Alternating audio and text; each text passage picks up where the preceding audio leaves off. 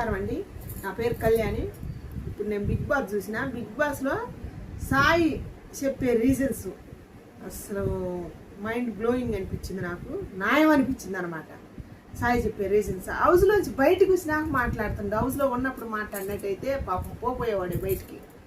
హౌస్లో కూడా ఇయే రీజన్లు చెప్పుకుంటా మంచి గేమ్ ఆడుకుంటా ప్రతి ఒక్కరికి కానొచ్చేటట్టు ఉన్నట్టయితే చాలా బాగుండేదే. ఇంకా కొన్ని రోజులు ఉండేవాడే సాయి పోకుండా.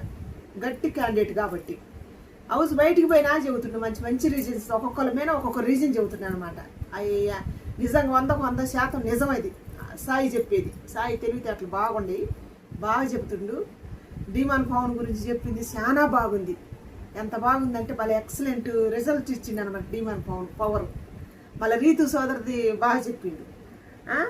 గజని అని మర్చిపోద్ది అని, అది కరెక్టే, బాగా చెప్పి డిమాండ్ల గురించి బాగా చెప్పిన. ఒక్క హౌస్మెంట్ కాదు, అందరి గురించి ఎవరి వాళ్ళకి సపరేట్గా కన్ఫ్యూజ్ లేకుండా చెప్పిండు అన్నమాట సాయి చెప్పడంలో కూడా మాస్క్ వేసుకొని చెప్పలేదు, సేఫ్గా చెప్పలేదు, బాగా చెప్పిండు.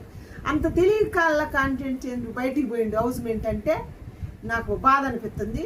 అదే కనుక హౌస్లో ఉండి కూడా ఇవే చెప్పుకుంటా గేమ్ ఆడుకుంటున్నట్టయితే ఇంకా కొన్ని రోజులు ఉండేవాడే అనిపిస్తుంది. సాయి బయటికి వెళ్ళి చెప్పిన విధానం చాలా నాకు నచ్చింది. నా ఎలాగ మీకు ఎంతమందికి నచ్చిందో మీ అభిప్రాయం కూడా నాతో షేర్ చేసుకోండి.